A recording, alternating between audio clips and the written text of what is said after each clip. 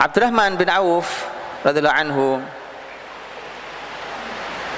saya ingin memulai dari kalimat terkenal beliau, di mana beliau mengatakan, dullani 'ala suq,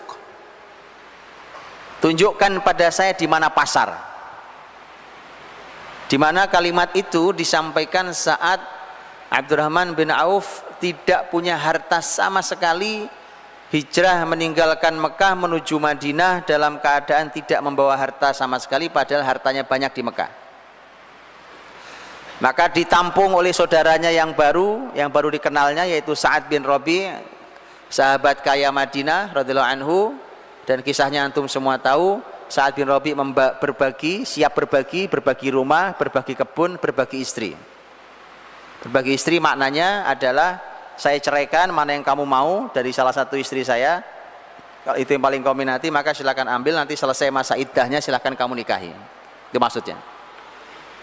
Nah ini, maka Abdurrahman mengatakan, barakallahu fi ahlikum, fi amwalikum wa ahlikum. Semoga Allah memberkahi hartamu dan keluargamu. Semoga Allah berkahi keluargamu dan hartamu. Artinya saya tidak ambil, semoga Allah berkahi. Kamu sudah berniat baik, didoakan keberkahan. Dullani 'ala suq, tunjukkan di mana pasar. Tunjukkan di mana pasar. Orang sehebat Abdurrahman, dengan skill tinggi Abdurrahman, tanpa modal, dengan skill tinggi masuk ke dunianya, langsung punya keuntungan di hari pertama. Ya saya tidak tahu, para teman-teman entrepreneur mungkin lebih ahli. Kalau hari ini teori entrepreneurship selalu, ya sekali pertama gagal biasa, 2 kali juga biasa, 3 kali juga biasa gitu ya. Kalau Abdurrahman nggak biasa.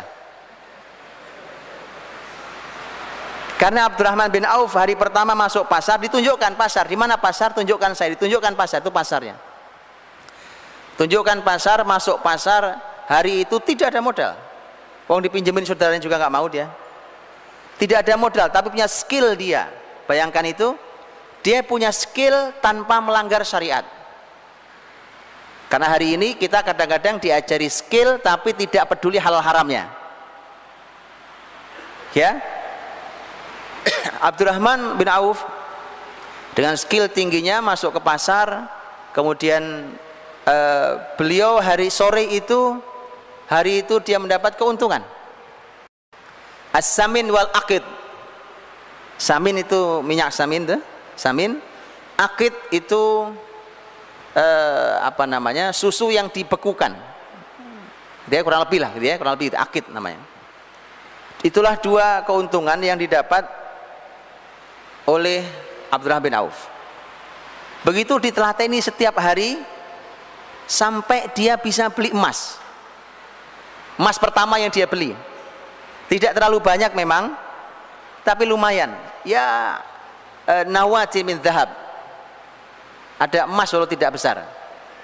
Begitu dia punya emas walau tidak besar, langsung nikah. Nah, itu. Jadi begitu harusnya antum. Sudah duit sudah punya, sekolah sudah selesai, nikah enggak, maunya apa? Iya toh? Makanya, jadi teman-teman, itu Abdurrahman. Makanya pagi hari bertemu Nabi Shallallahu Alaihi Wasallam dalam keadaan wangi, rambutnya klimis sekali. Terus Nabi bertanya, Abdurrahman, nampaknya pagi ini indah sekali, kamu wangi klimis sekali. Abdurrahman mengatakan, semalam saya menikah ya Rasulullah dengan seorang gadis dari Ansor. Ala wazni nawatin min dhahab, maharnya emas. Nah tadi emas tadi itu yang dia beli nggak seberapa banyak, tapi dia sudah bisa beli emas. Kemudian Nabi SAW mengatakan, aulim walau bisyah. Kalau gitu kata Nabi, buatkan walimahnya walau hanya dengan seekor kambing. Nah Abdurrahman saat itu belum punya banyak uang, nggak apa-apa Abdurrahman, walau seekor kambing buat walimahnya. Ayo potong kambingnya, kita makan bersama. Aulim walau bisyah. Nah, dullani 'ala suq itu ada banyak semangat yang harus jadi memang skill tinggi, dan dia sangat berani karena dia percaya betul dengan skillnya. Saya hanya perlu di mana lokasinya, ini dunia saya akan masuk ke sana. Lihat, Hari ini setiap kita bicara bisnis pasti tidak jauh dari modal, bukan begitu? Yang difikirkan sudah macam-macam perencanaan, ujung-ujungnya modalnya dari mana modalnya. Abdurrahman tidak pernah bicara modal. Abdurrahman cuma perlu tunjukkan di mana pasarnya. Itulah mengapa teman-teman dirahmati Allah, Abdurrahman bin Auf itu tidak ingin langsung besar. Kan hari pertama cuma samin dan akid, nggak apa-apa. Cuma itu nggak apa-apa. Jadi tidak terburu-buru, karena ternyata terburu-buru itu ternyata juga bisa menjadi jebakan sendiri. Ada musuh yang siap menjebak bahkan, gitu ya. Itu semangat dullani ala suq, dan langsung berani karena skillnya tinggi, langsung action. Ayo kita action. Kalau ilmu sudah komprehensif, skillnya tinggi, jangan jadi wacana. Bismillah, jalan. Baik. Yang kedua, Abdurrahman mengatakan, ma bi'tu dainan, saya tidak menjual sesuatu dalam bentuk utang, cash. Nanti mau beli cash. Kenapa begini? Lihat teman-teman, kok kesannya Abdurrahman kejem banget ya kan? Masuk saudara tidak mau bantu? Tidak. Kalau urusan bantu jangan tanya. Saya sudah sering sampaikan, Abdurrahman bin Auf itu, Masya Allah, hartanya ditebar di masyarakatnya. Ditebar di masyarakatnya, Pak.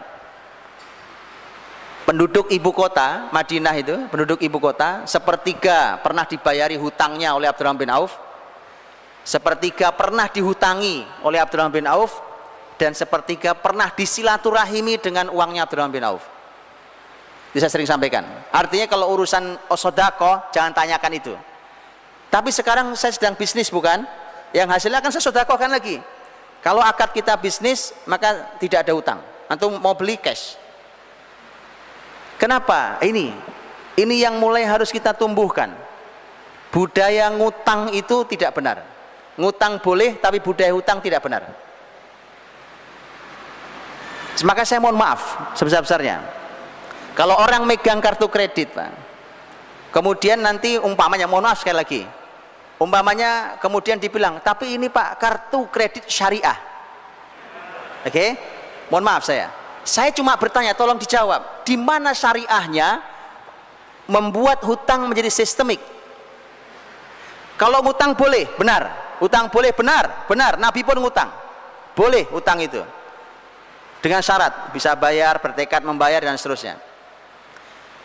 Tetapi dengan kartu, kita pegang kartu kredit, maka hutang menjadi sistemik. Karena kemanapun kita beli tinggal gesek, betul? Hutang menjadi sistemik itu, saya mohon diajari, di mana syariatnya itu?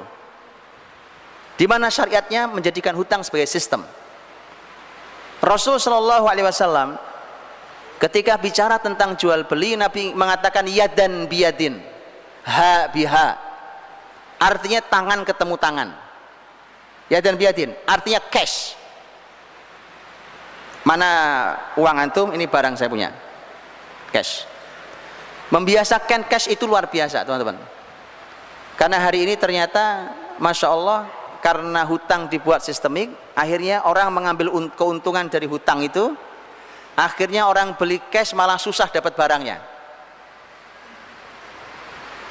Yang begini ini perekonomian yang sebentar lagi roboh. Karena ini perekonomian tidak normal. Coba saya tunjukkan. Kalau Anda ingin menjual, Anda menjual barang, kemudian orang datang ngutang, orang datang ngutang. Normal itu? Gak normal. Anda mungkin akan jawab, Pak, tapi itu ada lembaga keuangan yang mengcover itu, bukan si tokonya sih dapat cash. Ada lembaga keuangan. Justru itulah kemudian lahirnya lembaga-lembaga keuangan yang fungsi uang menjadi sangat berkuasa, uang itu. Padahal uang itu dalam Islam dibatasi hanya sebagai alat tukar, tidak lebih. Ketika uang kekuasaannya melebihi alat tukar, maka yang muncul nanti adalah dosa, diantaranya riba. Karena riba itu membuat uang menjadi komoditas, kan begitu, menjadi barang yang dijual, dan seterusnya. Maka dari itu teman-teman, Nabi Shallallahu Alaihi Wasallam memotivasi muslimin untuk bahwa sebenarnya semuanya cash. Dalam urusan hutang boleh, tapi Nabi mewanti-wanti luar biasa. Jadi wanti-wanti sangat luar biasa tentang masalah hutang. Dan Masya Allah, andai Rasul hidup hari ini, Pak, kemudian meninggallah kita, rasanya tidak ada yang disolati Nabi SAW, karena Nabi tidak mau menyolati sahabat yang masih punya hutang. Apa enggak sedih? Sangat sedih. Nabi SAW suatu saat mau menyolati jenazah, kemudian Nabi bertanya, ada hutangkah ini? Ada ya Rasulullah. Kata Nabi, sholat kalian saya nyolatkan, saya tidak mau nyolatkan. Kemudian seorang sahabat mengatakan, ya Rasulullah, dia punya hutang 2 dinar, kalau saya tidak salah 2 dinar, dan saya yang nanggung. Nabi kemudian sholatkan, Nabi mau menyolati. Esok harinya sahabat yang menanggung laporan, ya Rasulullah, utangnya sudah saya bayar. Nabi mengatakan, al-an baru dajil tuh, sekarang sudah dingin kulitnya. Paham maksudnya? Utang tuh bikin panas, teman-teman. Itu istilah Nabi, orang meninggal panas kulitnya gara-gara utang. Begitu kau sudah bayar, sudah dingin kulitnya sudah. Sampai begitu ya. Saking bahwa dalam Islam itu didorong untuk cash segala sesuatu. Saya ingat betul, dulu waktu saya ngaji, salah satu syekh tempat saya mengaji, Syekh Muhammad Mukhtar Syingkiti hafizallahu taala, saya ingat betul beliau mengatakan bahwa andai ekonomi transaksi hari ini di dunia cash, yadan biyadin tadi, tangan ketemu tangan tadi, maka tidak ada masalah di perekonomian hari ini. Karena hari ini sebab utang jadi tambah ruwet. Karena hutang dibikin sistem di belakangnya, bikin lagi belakangnya, bikin lagi asuransi belakangnya, bikin lagi asuransi diasuransikan lagi, ruwetnya luar biasa. Hah? Kata Abdurrahman, ma bi'tu dainan, saya kalau jualan nggak ngutang. Ini juga bukti, teman-teman rahmati Allah Subhanahu wa taala, kita belum bisa bertransaksi seperti sahabat. Sahabat itu kalau waktunya sedekah nggak pakai hitungan, betul tadi? Ratusan miliar dia sedekahkan. Ya, Utsman tadi 440 miliar rupiah sedekahnya. Kalau sedekah jangan tanya. Tapi kalau urusan jual beli. Walau hanya 1 dirham kasih ke saya. Ini uang saya 1 dirham. Apa arti 1 dirham dibandingkan uang sebanyak itu? Kan nggak ada artinya. Itu artinya para sahabat memilah betul, kita lagi ngapain nih? Lagi bisnis atau lagi sedekah? Dua-duanya konsep dalam Islam. Hari ini kita campur aduk, gara-gara kita tidak ngerti ilmu yang komprehensif. Umpamanya dengan semangat hari ini, dengan semangat kita hari ini, ayo teman-teman kita membuat produk muslim. Umpamanya ya, membuat sampo, sabun mandi muslim, diedarkan, ini produk muslim. Orang membeli dibandingkan dengan harga yang ada di toko yang sudah biasa dari perusahaan lain, dilihat, lah ini mahal Pak produk muslim. Penjualnya mengatakan, kamu itu niat sedekah kenapa sih? Tanyakan pada yang jual, Mas, Anda lagi jualan atau pengen disedekahi? Paham maksud saya? Abdurrahman bicara tentang masalah bisnis, saya bisnis, hutang tidak ada hutang. Kalau urusan mau bantuan, saya kasih sedekahnya, bukan hutang. Saya kasih sedekahnya. Bisa dipahami? Dibedakan hal itu. Terus bagaimana Pak? Itu pikirkan itu. Itu kenapa tolong diilmui. Semangat tidak cukup, tolong diilmui. Kemudian Abdurrahman mengatakan,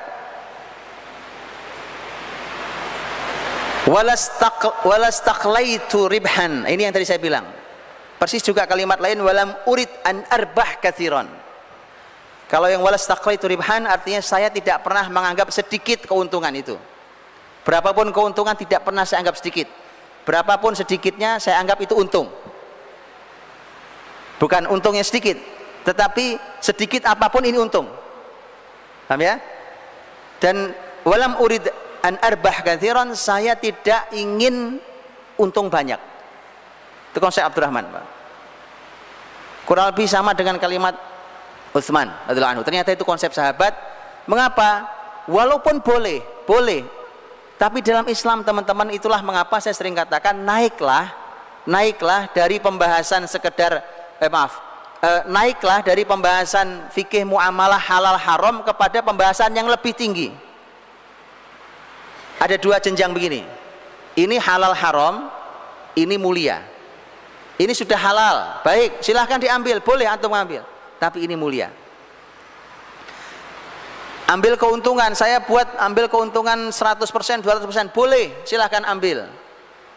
Tapi tidak mulia karena kita kehilangan rahmat Allah.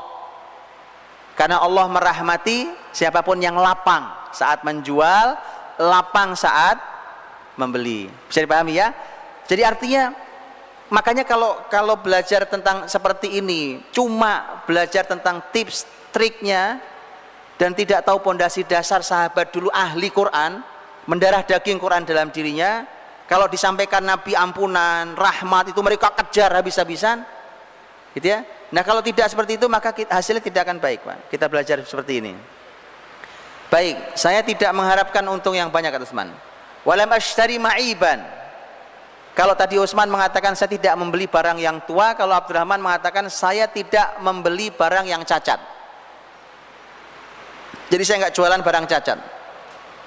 Boleh orang jual barang cacat tapi dijelaskan atau ditunjukkan kepada pembelinya, sebagaimana pembahasan dalam fikih raddul mabi' bil aib. Jadi mengembalikan barang dagangan karena cacat. Ada ilmu fikih sendiri ya. Tapi artinya bahwa kata Abdurrahman, saya tidak membeli barang yang cacat. Kemudian terakhir Abdurrahman mengatakan wallahu yubarik liman yasha, dan Allah memberkahi pada siapa yang dikehendaki. Ya, jadi sahabat Masya Allah beliau nggak jauh dari berkah yang dikejar oleh mereka.